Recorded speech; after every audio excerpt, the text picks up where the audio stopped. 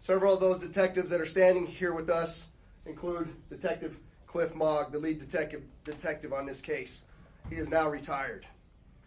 While I know there's been many people who did not believe that the murder of Tupac Shakur was important to this police department, I'm here to tell you that was simply not the case.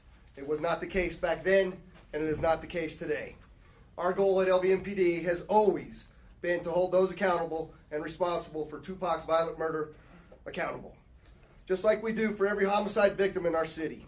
Every single victim, every life that is lost is important and remains a priority to this police department. As we methodically built this case to move forward with an arrest, it was also important that at the same time we're building towards a successful prosecution. We work closely with our esteemed District Attorney Steve Wolfson in his office to ensure that is going to happen.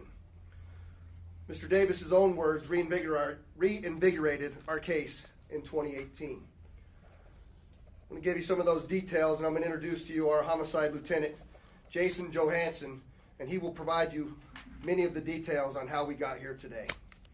Lieutenant. Thank you, Sheriff, and thank you everybody for being here today.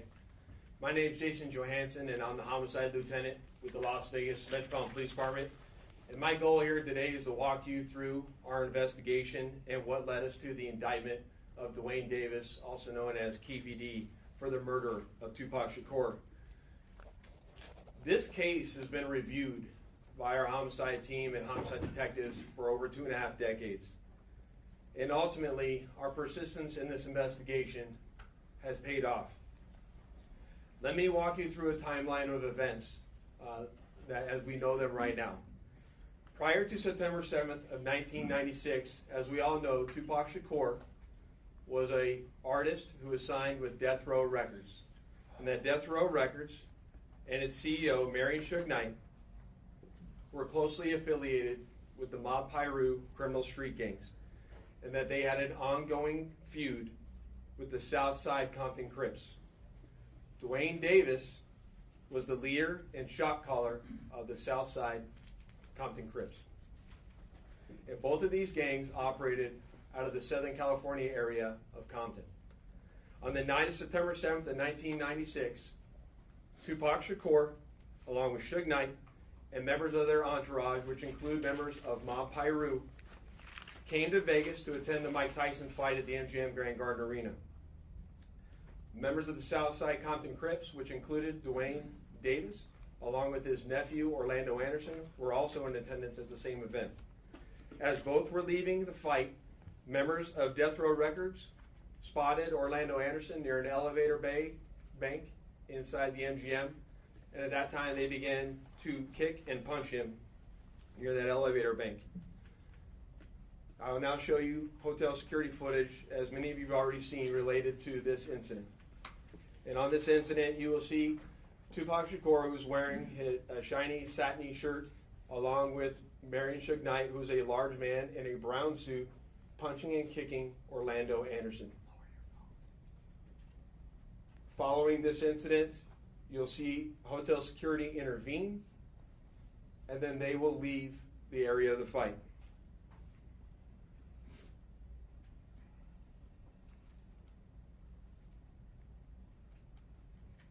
Little did anyone know that it is this incident right here that would ultimately lead to the retaliatory shooting and death of Tupac Shakur.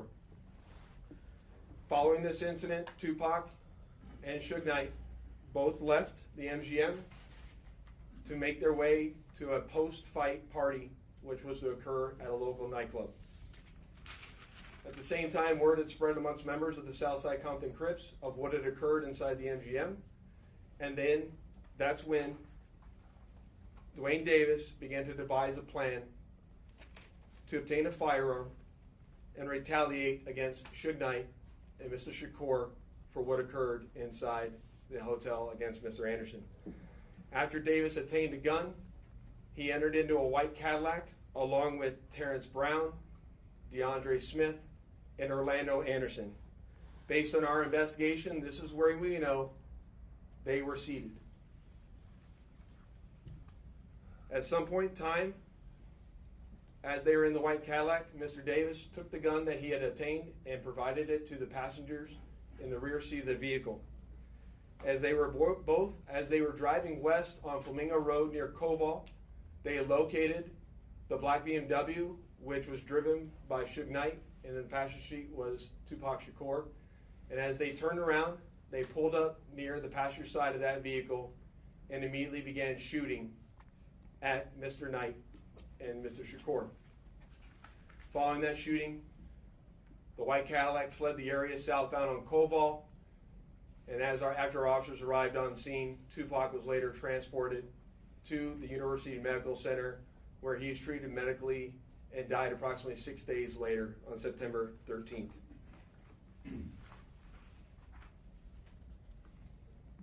My homicide section handled this investigation from its onset and for a short amount of time. And within a short amount of time, what we knew was that we were working a gang investigation where our victims, our witnesses, and our suspects were all from Southern California and not local to Las Vegas. Within the first few months of the investigation, our detectives knew most of the information I just briefed you on. However, we never had the necessary evidence to bring this case forward and present it for criminal charges. As time went on, this case had been reviewed multiple times by different investigators assigned to my section, but it wasn't until 2018 that this case was reinvigorated as additional information came to light related to this homicide. Specifically, Duane Davis's own admissions to his involvement in this homicide investigation that he provided to numerous different media outlets. In our section, we knew at this time that this was likely our last time to take a run at this case to successfully solve this case and bring forth a criminal charge. It was at that time that this case was assigned to Cliff Mogg, a detective within my homicide section. And over the last 5 years, my section worked closely, hand in hand with the Clark County District Attorney's Office and followed a systematic investigative plan over the last 5 years.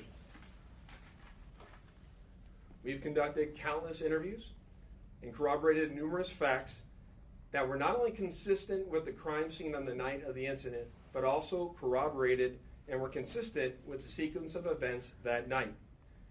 This ultimately led to us procuring a search warrant which was executed at Mr. Davis's residence in Henderson, Nevada.